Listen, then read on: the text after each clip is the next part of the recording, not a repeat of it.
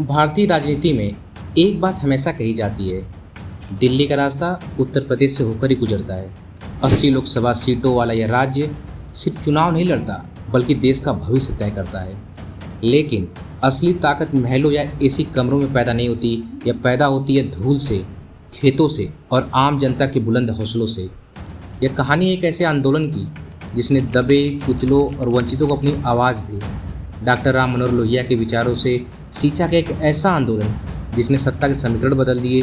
यह कहानी है समाजवादी पार्टी की। साल 1992 में एक छोटे से मैदान से शुरू होकर देश की तीसरी सबसे बड़ी राजनीतिक ताकत बनने तक यह सिर्फ एक पार्टी का इतिहास नहीं, यह कहानी है संघर्ष की, विपरीत परिस्थितियों से लड़ने की और सामाजिक न्याय की।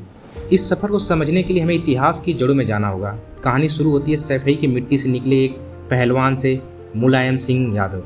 एक ऐसा नेता जो अखाड़ों के दाव पेच भी जानता था और राजनीति के मैदान में बड़ों बड़ों को चित करना भी। 90 के दशक की शुरुआत में देश की राजनीति में उथल पुथल मची थी। जनता दल बिखर रहा था और समाज का पिछड़ा, शोषित और अल्पसंख्यक वर्ग खुद को अकेला महसूस कर रहा था। जहां बाकी लोग मुश्किल देख रहे थे, वहां नेताजी एक नया रास्ता देखा। नेताजी ने पार्टी का चुनाव चिन्ह चुना साइकिल। क्यों? क्योंकि साइकिल आम आदमी की सवारी है। इसमें कोई महंगा ईंधन नहीं लगता, यह चलती है इंसान की अपनी मेहनत, संतुलन और ताकत से। और यह साइकिल ऐसी चली कि थमने का नाम नहीं लिया। स्थापना के महज एक साल बाद 93 के विधानसभा चुनाव में इस पार्टी ने इतिहास रच दिया। 109 सीट जीतकर सरकार बनाई और साबित कर दिया कि जब समाज का आखिरी आदमी एक साथ खड़ा होता है तो दिल्ली और लखनऊ के तख्तो ताज हिल जाते हैं। उसके बाद के 2 दशक समाजवादी पार्टी के लिए किसी अग्नि परीक्षा से कम नहीं रहे। पार्टी उत्तर प्रदेश में पिछड़ों, किसानों और अल्पसंख्यकों की ढाल बन गई। नेताजी 3 बार राज्य के मुख्यमंत्री बने। उन्होंने राजनीति के उतार चढ़ाव के बीच अब हमेशा अपने सिद्धांतों को थामे रखा। इतना ही नहीं, 96 से 98 तक देश के रक्षा मंत्री के रूप में उन्होंने भारतीय सेना को मजबूत करने के लिए ऐसे फैसले लिए जिन्हें आज भी याद किया जाता है। सुखोई लड़ाकू विमान का सौदा हो या फिर शहीद जवानों के पार्थिव शरीर को पूरे सम्मान के साथ उनके घर पहुंचाने का ऐतिहासिक फैसला, नेताजी ने देश का दिल जीत लिया। राजनीति का पहिया घूमता रहा, गठबंधन टूटे, सरकारें आई और गई। आलोचकों ने कई बार कहा कि समाजवादी पार्टी का दौर खत्म हो गया, लेकिन असली लीडर बिखरते नहीं, वो मुश्किल से सीख कर और मजबूत होकर उभरते हैं। जब भी पार्टी विपक्ष में बैठी, वो सीधे जनता के बीच, गाँवों और युवाओं के पास गई। साल 2012 आते आते उत्तर प्रदेश बदलाव मांग रहा था। पार्टी को अपनी पुरानी विरासत के साथ एक नए आधुनिक विजन की जरूरत थी और यह विजन लेकर आए अखिलेश यादव।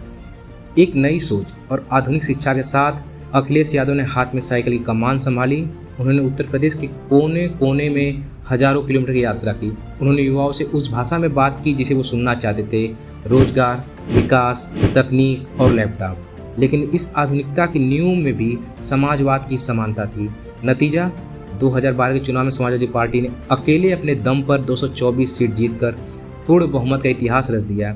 महज 38 साल की उम्र में अखिलेश यादव उत्तर प्रदेश के सबसे युवा मुख्यमंत्री बने। किसी भी आंदोलन की असली परीक्षा तब नहीं होती जब वह सब कुछ अच्छा चल रहा हो, बल्कि तब होती है जब संकट का पहाड़ टूट पड़े।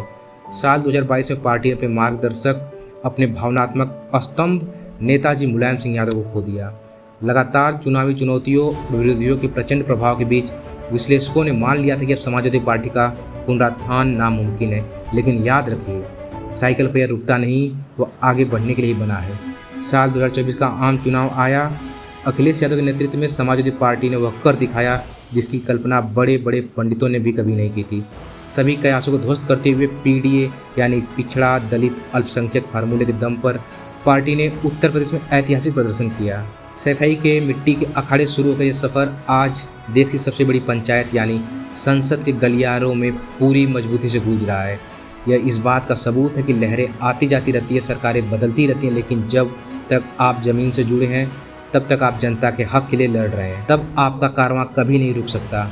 बदलाव का यह पहिया रुकने वाला नहीं है, क्योंकि उत्तर प्रदेश और समाजवाद की कहानी अभी भी जारी है। जय हिंद, जय समाजवाद। अगर आपको वीडियो अच्छा लगा तो आप लाइक, शेयर और सब्सक्राइब भी कर सकते हैं। Thank you.